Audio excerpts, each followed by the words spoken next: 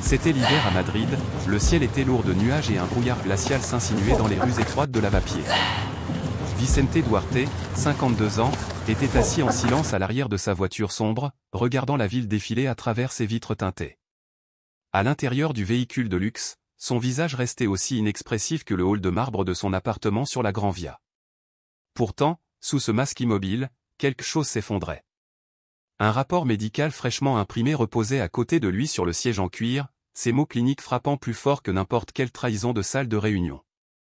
Stérilité irréversible, une phrase, pas seulement un diagnostic. Le coup de grâce. Il avait tout essayé. Clinique de fertilité, traitements expérimentaux, prières silencieuses murmurées en privé. Rien n'avait fonctionné. Vicente Duarte, un nom qui pesait lourd dans le monde des affaires, synonyme de contrôle et de pouvoir cachait une tristesse inconnue. Le rêve de paternité, discrètement enterré, s'était éteint ce matin-là. Il n'en avait parlé à personne. Il avait plutôt conseillé à son chauffeur de se diriger vers l'un de ses anciens quartiers, un coin oublié de la ville où sa vaste entreprise, un empire couvrant la santé et l'immobilier, s'apprêtait à démolir un petit marché public délabré. Le conseil d'administration avait insisté sur la nécessité de faire place à un système plus moderne et plus performant. Vicente demanda à être déposé à un pâté de maison de là et se fondit dans la foule comme un fantôme. C'est alors qu'il la vit. Une femme était agenouillée sur le sol humide, ses cheveux noirs trempés lui collant au visage. La pluie ruisselait de ses sourcils, et autour d'elle se tenaient 3 jeunes enfants aux dés triplés, à la peau pâle et aux yeux écarquillés, dont la faim transparaissait dans chaque regard. Elle serrait un sac de course vide, mendiant silencieusement de la nourriture sans prononcer un mot. Le gardien du marché resta figé un instant. Vicente aussi. Quelque chose dans cette scène le captivait, le maintenait immobile. Elle s'appelait Isabella Molina. Elle avait 32 ans, mais les rides de son visage trahissaient des années qui passaient plus vite que le calendrier ne pouvait le compter. La vie ne l'avait pas épargnée. Chaque matin, avant le lever du soleil, elle se réveillait dans un 2 pièces exigu à Valca. L'air froid perçait les murs fins comme du papier, les fenêtres étaient fissurées et le chauffage était en panne depuis longtemps. Depuis des semaines, ses triplés Leandro, Luna et Léo dormaient recroquevillés sur un seul matelas, sous de fines couvertures. Leur réveil sonnait au son du premier qui se réveillait. Parfois, c'était la faim. Parfois, c'était le froid. Parfois, c'était simplement la solitude. Isabella se levait avec des douleurs articulaires et soulevait ses enfants avec douceur, même si son dos hurlait de protestation. Elle faisait bouillir de l'eau dans une vieille casserole tachée de rouille pour faire durer le peu de café qu'elle avait. Les bons jours, elle avait un peu de les donner.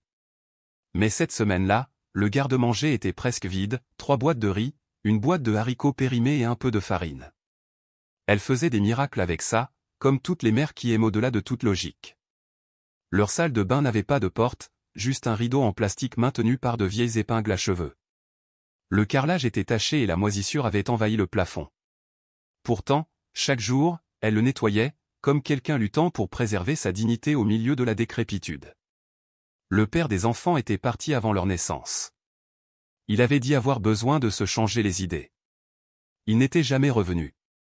Isabella avait pleuré pendant des nuits, puis avait appris à survivre sans lui. Elle raccommodait des vêtements d'occasion et les vendait au marché. Quand elle le pouvait, elle lavait le linge des voisins, gagnant quelques euros. Ce n'était pas grand-chose, mais c'était déjà ça. À l'école publique où ses enfants étudiaient, les enseignants connaissaient son histoire.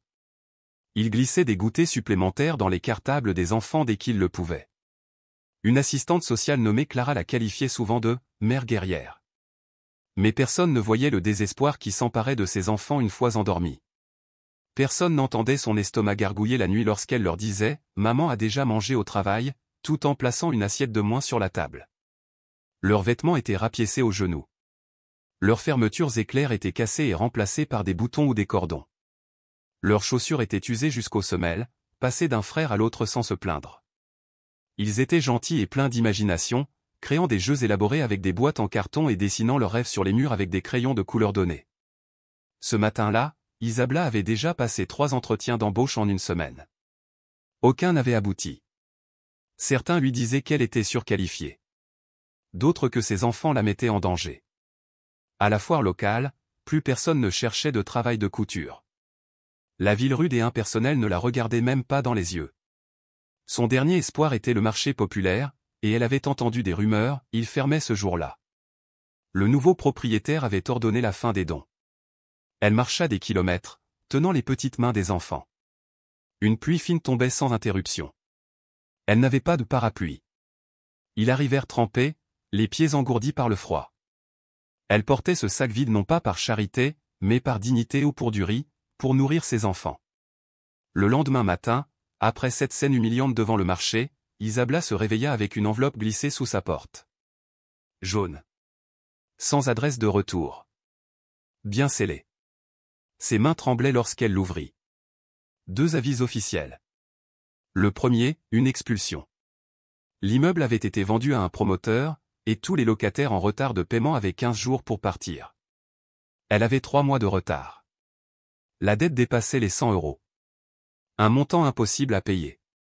Deuxièmement, ses prestations sociales avaient été suspendues en raison des incohérences dans ses relevés de revenus. Elle a appelé le bureau. Pas de réponse. Elle s'est rendue en personne. On lui a dit ce qu'elle n'oublierait jamais.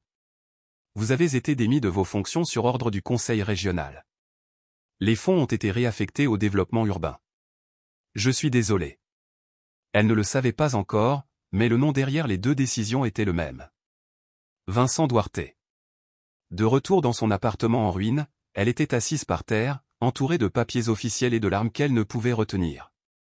Ses enfants jouaient à côté d'elle, construisant une maison en carton, ignorant que leur véritable foyer était sur le point de disparaître. Cette nuit-là, l'électricité étant coupée, elle frappa à la porte du voisin pour emprunter des bougies. Dans la lumière vacillante, elle écrivit dans son vieux carnet. Si je disparais demain, que mes enfants sachent que je me suis battue de toutes mes forces. Mais le monde ne se bat pas toujours à vos côtés. Le temps pressait. 15 jours restants. Pas de famille. Pas d'amis avec de l'espace. Pas d'échappatoire. Pourtant, le destin préparait discrètement une rencontre impossible. Le même homme qui avait cédé sa maison allait bientôt regarder ses enfants dans les yeux et voir quelque chose que l'argent ne pourrait jamais acheter. Vicente Duarte commençait encore ses journées à 5h15. Non par nécessité, mais par habitude. Un rituel instauré dans sa jeunesse, alors qu'il croyait encore que la discipline était la voie de la perfection. Il dormait peu. Il avait besoin du silence du petit matin. C'était son seul refuge. Il vivait seul dans un penthouse de 500 mètres carrés donnant sur la Gran Via. Tout était monochrome, gris, noir, blanc. Immaculé. Froid. Chaque objet avait sa place. Coussins parfaitement alignés. Verre retourné. Livres classés par ordre alphabétique strict. Une cuisine gastronomique qu'il n'utilisait jamais, sauf pour préparer du café avec une précision scientifique. Vicente était PDG du groupe Vida Clinica, un réseau d'hôpitaux et de centres de recherche sur la fertilité. Dans le monde des affaires, son nom était à la fois vénéré et craint. Il était strict avec ses employés, distant en réunion et allergique à l'intimité émotionnelle. Il connaissait par cœur tous les chiffres des livres de son entreprise. Mais il ne pouvait pas se souvenir de la dernière fois où il avait vraiment ressenti quelque chose. La dernière fois qu'il a vraiment ri avec quelqu'un, Vicente vivait entouré de cadres, de conseillers et d'avocats. Pourtant, chaque soir, il dînait seul. À 52 ans, il était l'homme le plus influent du secteur médical privé espagnol. Mais derrière ce prestige se cachait une blessure invisible, qui rongeait silencieusement son âme. Une vérité si douloureuse qu'il se la cachait à lui-même, il était stérile. La découverte était arrivée trop tard, après des années de tentatives infructueuses avec son ex-femme. Leur séparation était devenue inévitable. Elle voulait des enfants. Il ne pouvait pas lui en donner. Il lui a dit qu'il comprenait. Mais en vérité, il est parti sans jamais se retourner. Sa douleur la plus profonde, cependant, venait d'encore plus loin, un fils qui n'était jamais né. Un avortement spontané, il y a de nombreuses années, d'une compagne qu'il avait aimée. Ils avaient rompu après ce traumatisme, incapables de continuer. À partir de ce moment, Vicente a enfermé ses sentiments dans une boîte invisible. Il a décidé de vivre uniquement pour les affaires, les résultats, les chiffres et rien de plus. Le jour où il a vu Isabella agenouillée au marché, il était en train d'examiner les contrats d'acquisition définitifs pour cette même région. Ce réaménagement s'inscrivait dans le cadre d'une vaste expansion stratégique visant à transformer des quartiers délabrés en centres médicaux modernes et élégants. pour mettre fin à la misère, avait déclaré l'un de ses directeurs. Mais quelque chose chez cette femme le dérangeait. Les jours suivants, il tenta d'oublier. Il se plongea dans les feuilles de calcul, les réunions, les chiffres et les projections. Mais chaque nuit, avant de s'endormir, il la revoyait. Il voyait les enfants s'accrocher à ses jambes. Il lisait dans leurs yeux la supplication silencieuse, muette, mais irrésistible. Et Vicente ne comprenait pas pourquoi cela l'affectait. Après tout, à combien de scènes pareilles avait-il déjà assisté? Des milliers. Mais celui-ci était différent. Quelque chose d'instinctif s'était ouvert en lui. L'homme qui contrôlait tout sentait maintenant quelque chose lui glisser entre les mains et il ne savait pas quoi en faire. Le marché populaire de Lavapié avait fermé. Sa façade était scellée par des panneaux blancs. Une pancarte collée sur la façade indiquait « Fermé pour rénovation ». Nouveau développement à venir. Isabella est passée devant l'immeuble 2 jours après avoir reçu l'avis d'expulsion. Elle espérait toujours trouver quelqu'un n'importe qui pourrait l'aider. Elle portait un sac vide. Les triplés marchaient à ses côtés, agrippés au bas de son manteau. La faim était devenue une habitude. Mais ce jour-là, la peur l'accompagnait aussi. Elle n'avait toujours aucune idée de l'endroit où il dormirait cette nuit-là. À ce moment précis, Vicente arriva sur le site avec un petit groupe d'ingénieurs et de consultants. Il voulait voir de ses propres yeux ce qui allait être démoli. Sa cravate noire contrastait fortement avec le paysage en ruine. Il marchait d'un pas ferme, mais son cœur battait fort et il ne savait pas pourquoi. Puis il la revit. La femme de la pluie. Les 3 enfants. La même image, mais plus proche. Plus claire. Le temps sembla ralentir. Il s'arrêta au milieu de la rue. Isabella l'a vu aussi. Elle l'a reconnu immédiatement. C'était le même homme qu'elle avait vu à l'intérieur de la voiture de luxe quelques jours plus tôt. Son regard était froid, calculé. Elle serra fort les mains de ses enfants. « C'est lui », murmura Luna en levant les yeux vers Vicente. L'homme qui était dans la belle voiture, maman. Vicente s'est avancé sur un coup de tête. Les ingénieurs marchaient devant, mais il leva la main, leur faisant signe de continuer sans lui. La dame était là l'autre jour, dit-il d'une voix ferme mais pas arrogante. C'est ce que je faisais, répondit Isabella en le regardant droit dans les yeux. Je mendiais de la nourriture pour mes enfants. Le silence entre eux était lourd. Il étudia ses yeux, essayant de lire ce qu'elle ressentait. Mais sa douleur était comme du verre brisé, impossible à reconstituer. Cet endroit sera bientôt démoli, a déclaré Vicente, sans vraiment savoir pourquoi. Ce sera une clinique moderne. Des infrastructures de qualité. Plus d'emplois. Combien d'emplois, coupa sèchement Isabella, pour des mères de 3 jeunes enfants et sans réseau de soutien. Sa voix était amère, tranchante. Combien de cliniques allez-vous construire en plus de notre faim? Le coup a frappé durement Vicente. Pour la première fois depuis des années, quelqu'un lui avait parlé de cette façon, sans flatterie, sans peur. Je ne savais pas qu'ils expulsaient des gens, murmura-t-il, plus pour lui-même que pour elle. Bien sûr que tu ne le savais pas, dit froidement Isabella. Ceux qui ont tout n'ont jamais besoin de savoir quoi que ce soit sur ceux qui n'ont rien. Les enfants restèrent immobiles, silencieux, observant les 2 visages, leurs yeux passant de l'un à l'autre, sentant la tension. Leandro s'avança lentement vers Vicente. Il le regarda fixement, fronçant les sourcils avec curiosité. « Tu ressembles à papa » dit-il doucement. Vicente cligna des yeux, comme s'il avait été giflé. Une boule s'est formée dans sa gorge. Il n'était pas père. Il ne serait jamais père. Mais pendant un instant, cet enfant l'avait dérouté. Sa voix. Ses yeux. C'était comme regarder dans un miroir fissuré, lui montrant ce qui aurait pu être. Isabella a tiré Leandro en arrière. « Ne dis pas ça » murmura-t-elle. « Ce n'est pas ton père. » Le visage de Vicente se durcit à nouveau, essayant de se protéger de l'émotion. « Je ne veux pas d'aumône » dit-elle en le regardant dans les yeux. « Je veux la justice. Je veux la dignité.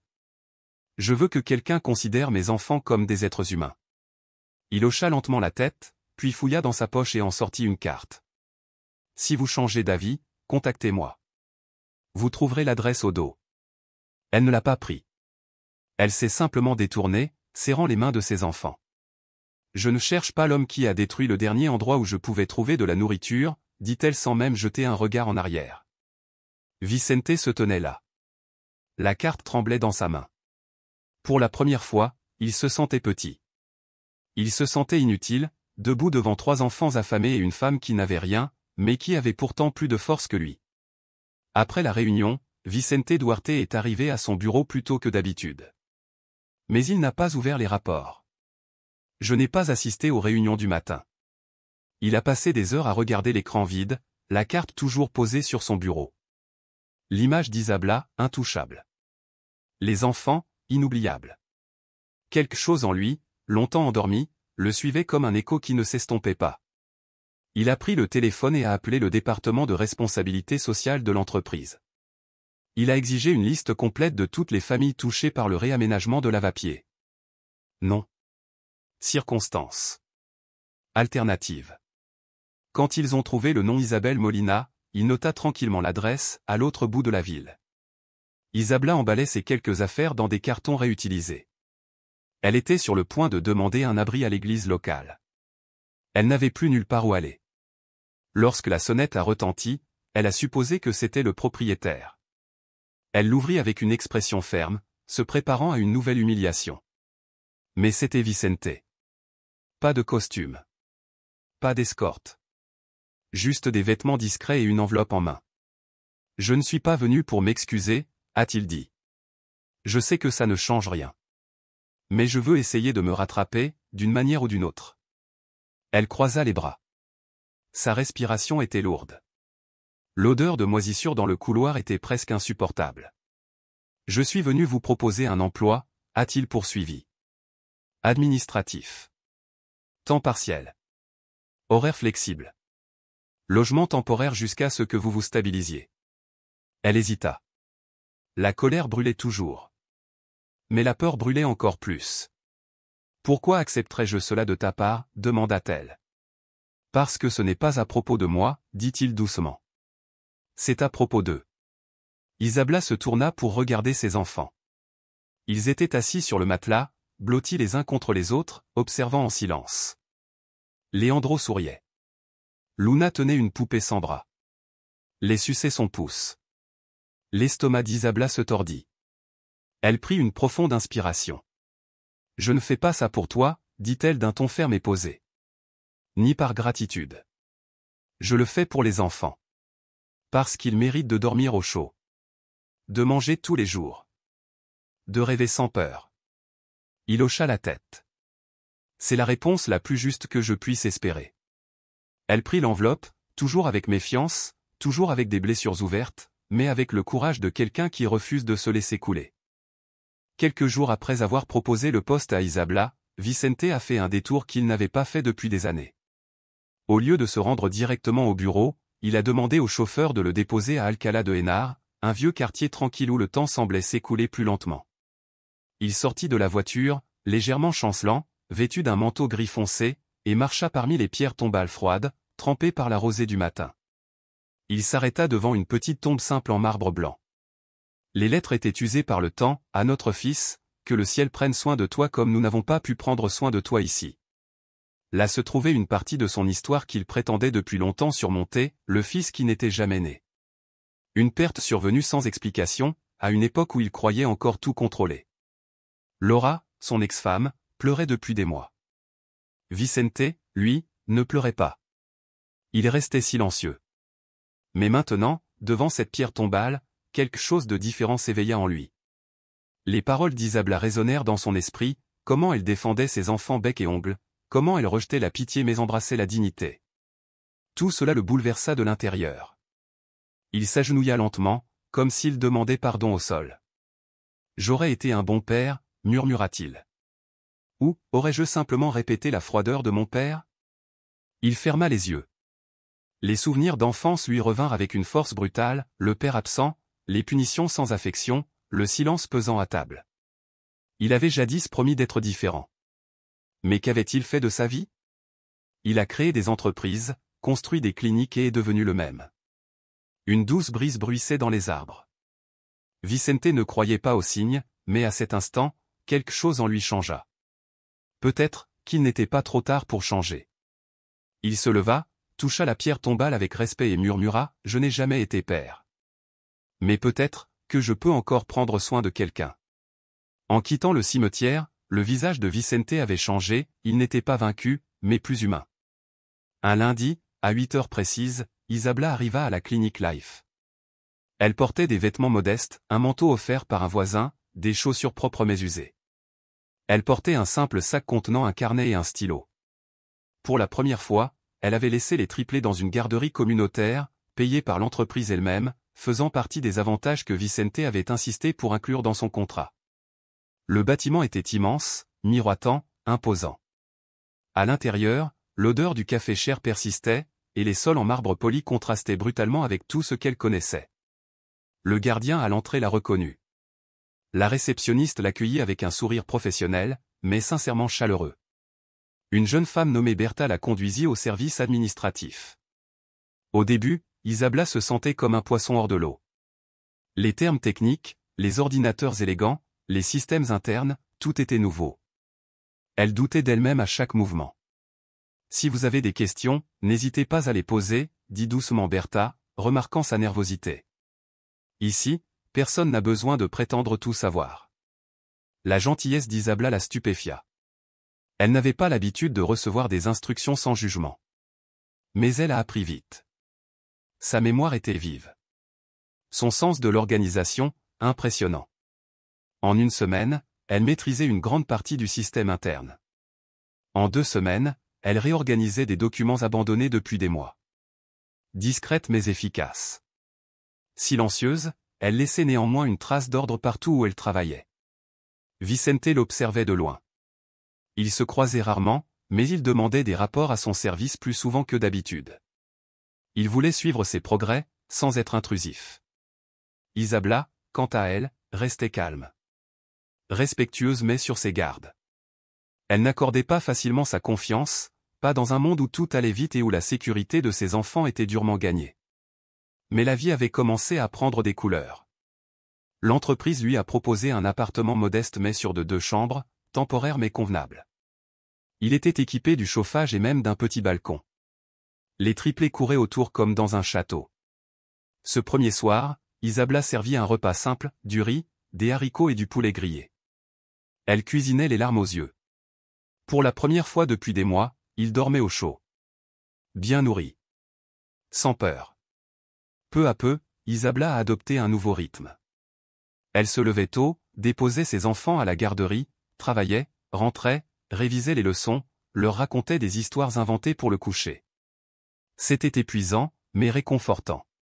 Comme si, après des années de naufrage, elle posait enfin le pied sur la terre ferme. Il y avait bien sûr des défis.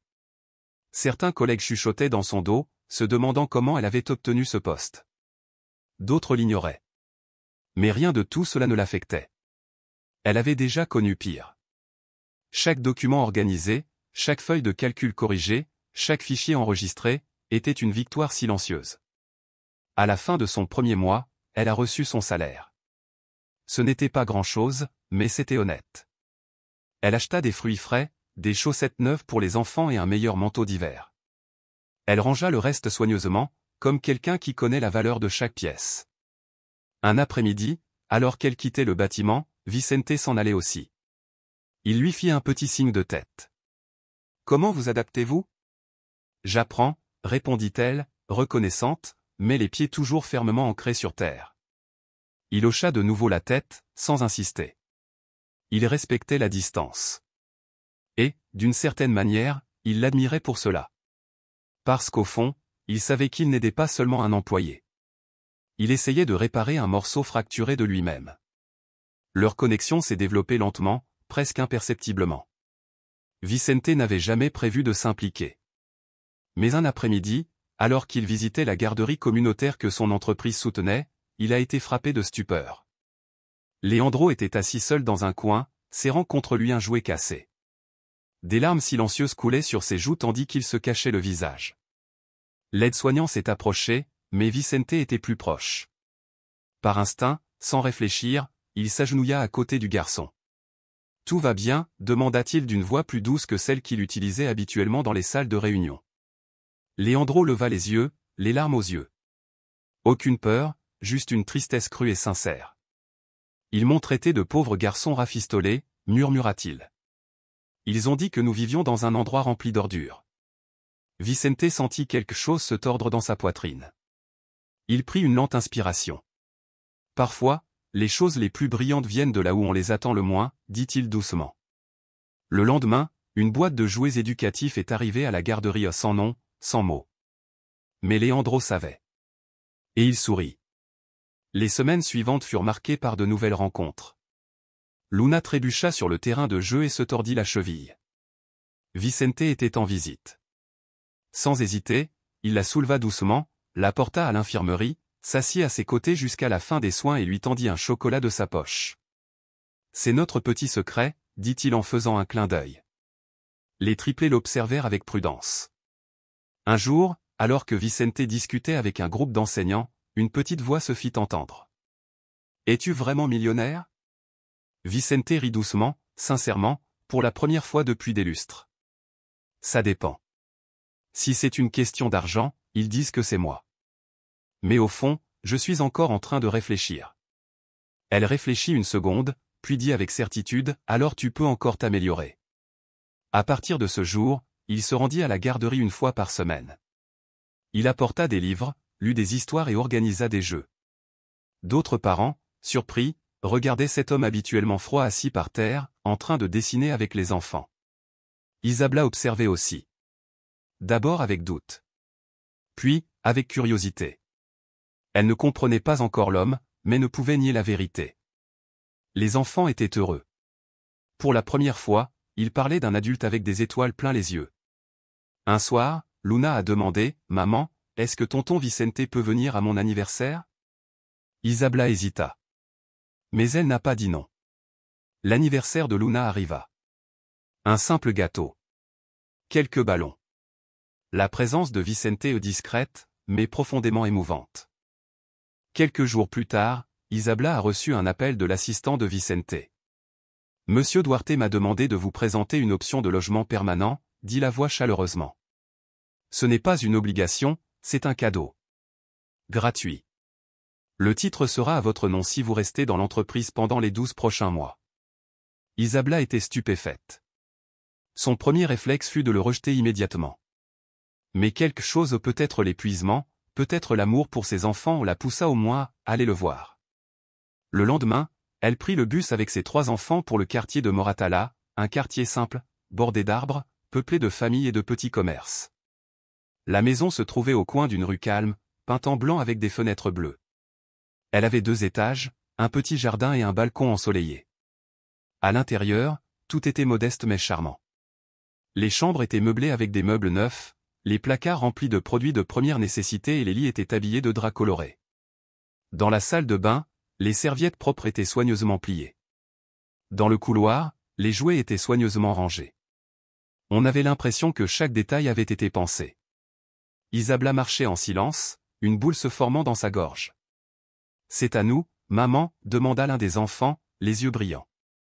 Elle ne savait pas quoi répondre. Elle s'est agenouillée au milieu de la pièce et a pleuré. Vicente apparut discrètement à l'entrée de la maison. Il n'entra pas. Il resta planté là, les mains dans les poches de son manteau, observant de loin. « Je ne veux pas acheter ta gratitude, » dit-il à voix basse. « Je veux juste te rendre un peu de ce que j'ai pris, sans même le savoir. » Elle se leva, séchant ses larmes. « Tu n'achètes rien, » répondit-elle doucement. « Tu fais juste des réparations. »« Je suis toujours cloué au sol, » a-t-il déclaré. Il hocha la tête et esquissa un vrai sourire timide. Les jours suivants, la maison devint un refuge. Isabella se remit à cuisiner avec joie. Les enfants jouèrent dans le jardin. Et pour la première fois, les nuits furent calmes. Il y avait des fleurs aux fenêtres, une musique douce dans la cuisine, des livres d'histoires éparpillés sur le canapé et une douce chaleur dans l'air. Les voisins s'approchaient avec gentillesse. Personne ne savait qui était vraiment Vicente. Pour eux, il n'était qu'un ami de la famille et il semblait préférer qu'il en soit ainsi. La dignité était revenue, et avec elle, l'espoir. Au cours de son 3e mois de travail, Isabella a été convoquée à une réunion extraordinaire du secteur administratif. Il était rare de recevoir des communications directes de la direction, et elle a été surprise de voir son nom mis en évidence dans le courriel. Elle arriva promptement, le cœur battant. La salle était déjà à moitié pleine des superviseurs et même 2 directeurs financiers. En entrant, elle entendit des murmures, mais garda les yeux fixés droit devant elle. Elle s'assit discrètement au fond, comme toujours. Vicente entra par une porte latérale, vêtu d'un costume mais sans cravate. Il paraissait moins imposant. Il salua tous les présents d'un hochement de tête poli. Aujourd'hui, nous sommes ici pour saluer une contribution silencieuse mais essentielle, a-t-il commencé. Quelqu'un qui, sans se faire remarquer, a réorganisé un système bloqué depuis des mois, quelqu'un qui a identifié les doublons, corrigé les erreurs d'inscription et optimisé la classification des patients dans les cliniques publiques affiliées. Un travail de précision et de compassion. L'estomac d'Isabla se serra. Ces mots lui semblaient familiers. Notre collaboratrice Isabla Molina, a-t-il poursuivi, a non seulement rempli son rôle, mais a même dépassé toutes les attentes durant sa période d'adaptation. C'est pourquoi nous la promouvons au département d'analyse technique, avec une augmentation de salaire et une charge de travail revue pour accompagner cette nouvelle étape dans notre entreprise. Tout le monde se tourna vers elle. Isabla se figea un instant, puis se releva lentement. Son visage brûlait d'émotion. Elle n'avait jamais été autant applaudie. Elle n'avait jamais été véritablement vue.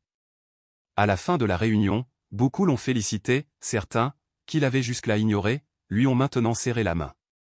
L'un d'eux a déclaré « Vous avez vraiment changé le cours des choses à la clinique de Séville. Personne n'aurait pu déchiffrer ces rapports avant vous. Félicitations. » Elle le remercia avec un sourire timide, mais à l'intérieur, c'était comme si une fleur avait commencé à fleurir lentement, non pas par hasard, mais par mérite. Vicente observait la scène de loin, en silence. Aucune fierté ne transparaissait dans ses yeux, seulement une sincère admiration. Isabla n'était plus seulement une mère désespérée. Elle était désormais une professionnelle respectée et, surtout, une femme qui avait cessé d'accepter l'invisibilité. Au cours des mois suivants, la vie a trouvé un rythme autrefois inimaginable. Les matins étaient emplis des rires des enfants et de l'odeur du pain frais de la cuisine. Les enfants ont commencé à appeler la nouvelle maison « notre foyer heureux ». Isabla respirait enfin sans peur. Vicente commença à venir plus souvent. Il n'annonçait jamais son arrivée, il se présentait simplement, parfois avec des livres, des fruits frais, ou simplement pour un café. Jamais intrusif, il était simplement présent. Et c'est dans sa constance discrète, sans grand geste, que le lien entre eux s'est renforcé. Un après-midi, Isabla le trouva allongé sur le sol du salon, avec Leandro sur son dos comme un cheval. « Plus vite, cheval magique !» cria la petite, tandis que les enfants dansaient autour d'elle avec des capes faites de couvertures. Isabla croisa les bras et sourit.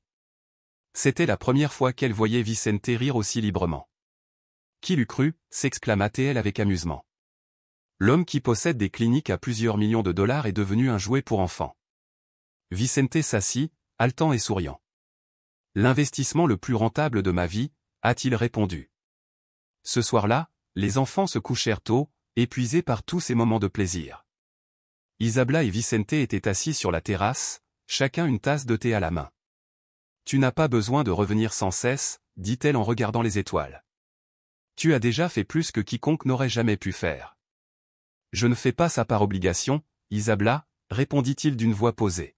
« Je continue à venir parce que c'est le meilleur moment de ma semaine. » Elle le regarda du coin de l'œil, curieuse, prudente, mais sans plus de résistance. Quelque chose en elle commençait à s'adoucir. Vivre avec lui ne représentait plus un risque. C'était comme si quelque chose se construisait. Le samedi suivant, Vicente assista à la présentation des triplés à l'école. Il était assis à côté d'Isabla, parmi d'autres parents. Lorsque Leandro le vit dans le public, il lui fit un signe de la main enthousiaste. « Il est venu. Il est venu, maman. » Pendant la pièce de théâtre, Luna oublia un texte et se mit à pleurer. Vicente se leva discrètement et fit un geste apaisant des mains, comme pour dire « respire ». Elle l'a fait. Elle a souri, a pris une grande inspiration et a continué. Après la représentation, elle a couru vers lui et l'a serré fort dans ses bras. « Tu as vu ? Je l'ai fait, n'est-ce pas ? » « Bien sûr que je l'ai vu, » dit-il. « J'étais là pour toi. » Isabla, qui regardait depuis le fond, pleurait, mais pas de tristesse. Elle pleurait de reconnaissance silencieuse. Cet homme froid apprenait à aimer, lentement, sans rien demander en retour. Il y avait encore des fantômes. Il y avait encore de la douleur. Mais pour la première fois, il y avait de la place pour quelque chose de nouveau, quelque chose qu'elle ignorait pouvoir encore ressentir. C'était un dimanche ensoleillé à Madrid. Le printemps était arrivé, et avec lui, son anniversaire. Les triplés de 7 ans avaient préparé la maison à l'avance, avec de simples ballons, une nappe colorée et un gâteau au chocolat maison. Des chansons enfantines résonnaient doucement à la radio de la cuisine. Les enfants couraient avec enthousiasme dans le jardin. Vicente arriva peu après midi, portant un gros paquet et une enveloppe dans sa poche. Il était habillé de façon moins formelle que d'habitude, mais toujours élégant et discret. Lorsque les enfants le virent, ils se précipitèrent vers la porte comme s'ils accueillaient un parent bien-aimé. « Oncle Vicente est là !» cria Luna en s'accrochant à sa jambe. Le colis contenait une petite maisonnette en bois pour le jardin, avec un toboggan et une petite table. Mais le cadeau le plus symbolique se trouvait à l'intérieur de l'enveloppe. Après le gâteau et les vœux d'anniversaire, Isabella et Vicente se sont assis côte à côte sur la terrasse pendant que les enfants jouaient autour de la nouvelle maisonnette en riant. Vicente sortit l'enveloppe de sa poche et la posa sur la table. « Je voulais te donner ça personnellement. » Elle le regarda, hésitante, et fronça les sourcils. « C'est l'acte de propriété. La maison est désormais à ton nom. » Isabella se figea. Ses mains tremblaient. « Vicente ? » « C'est mon choix, dit-il. Sans condition. Sans attache. Juste une maison, rien que pour toi. » Elle resta silencieuse un long moment, puis ouvrit l'enveloppe. Et voilà, son nom, imprimé à l'encre officielle. Pour la première fois de sa vie, elle possédait quelque chose. Quelque chose de réel. Quelque chose de permanent. « Je ne sais pas quoi dire, » murmura-t-elle. « Tu n'es pas obligé, » répondit-il doucement. Les enfants accoururent, en sueur et souriant. Leandro grimpa sur les genoux de Vicente et demanda, presque distraitement, « Si tu n'as pas d'enfants, pourrions-nous être tes enfants, dans ton cœur ?» La gorge de Vicente se serra. Il regarda Isabella, puis les 3 enfants. « Je. » essaya-t-il de dire, mais l'émotion le submergea. « J'adorerais ça. Plus que tu ne peux l'imaginer. » Isabella essuya discrètement une larme sur sa joue. Puis, comme pour lui transmettre un objet sacré, elle lui prit doucement la main sur la table. « Ils t'ont choisi, Vicente, » dit-elle. « Et peut-être, j'apprends à t'accepter aussi. » C'était la première fois qu'elle prononçait son nom sans réserve. À cet instant, tout prit sens, son chagrin, sa force, le désir des enfants. 3 âmes qui avaient vécu sans protection s'étaient enfin trouvées. Ce n'était pas une famille conventionnelle. Mais c'était une famille, et cela suffisait. 1 an s'était écoulé depuis cet anniversaire inoubliable. La vieille petite maison froide de Valka n'était plus qu'un lointain souvenir. Ils vivaient désormais dans un foyer empreint de stabilité, de routine et d'affection. Ce qui semblait être un refuge temporaire était devenu le centre de quelque chose de bien plus grand, un nouveau départ. Isabella avait été promue à nouveau et était désormais coordinatrice des projets sociaux de la clinique Vida. Son expérience de mère célibataire et de survivante du système avait inspiré un programme de réinsertion pour les familles vulnérables, aidant des dizaines de femmes à retrouver leur dignité par le travail et leur foyer. Lors des réunions, elle présentait ses résultats avec assurance, vêtue simplement, mais avec la posture droite de quelqu'un qui avait trouvé sa valeur. Elle ne se sentait plus inférieure. Elle ne s'inclinait plus devant personne. Vicente, pour sa part, a transformé son empire commercial en toute discrétion. Il a créé une fondation portant le nom de l'enfant qu'il n'a jamais eu, dédiée à des projets pour enfants et à des foyers d'accueil. Il a commencé à refuser les événements d'entreprise au profit des après-midi passés avec les triplés, à leur apprendre les échecs, à inventer des recettes ou simplement à être là. Aux yeux du monde extérieur, il n'était qu'un homme d'affaires excentrique et désintéressé. Mais pour Isabella et les enfants, il était tout autre chose, étrangement constant. Leandro, Luna et les l'appelaient désormais, grand-père du cœur, même si Vicente insistait toujours sur le fait qu'il se sentait davantage comme un père. Ils en riaient. Ils riaient beaucoup. Un dimanche, ils étaient tous les 5 assis à la table de la terrasse pour déjeuner. Le repas était simple, préparé ensemble. Isabella coupait les tomates. Vicente faisait la vaisselle. Les enfants se disputaient joyeusement le dernier morceau de pain. Ceci, dit-elle en regardant autour d'elle, est ce que j'appelle un miracle quotidien. Vicente hocha la tête en souriant. Dire que tout a commencé avec un sac vide et une demande de riz, et s'est terminé avec une maison pleine. Isabella leva son verre de jus d'orange. Et à ce moment-là, rien ne manquait, ni un père, ni une mère, ni un pays, ni l'amour. La vie n'avait pas donné à Vicente les enfants qu'il imaginait.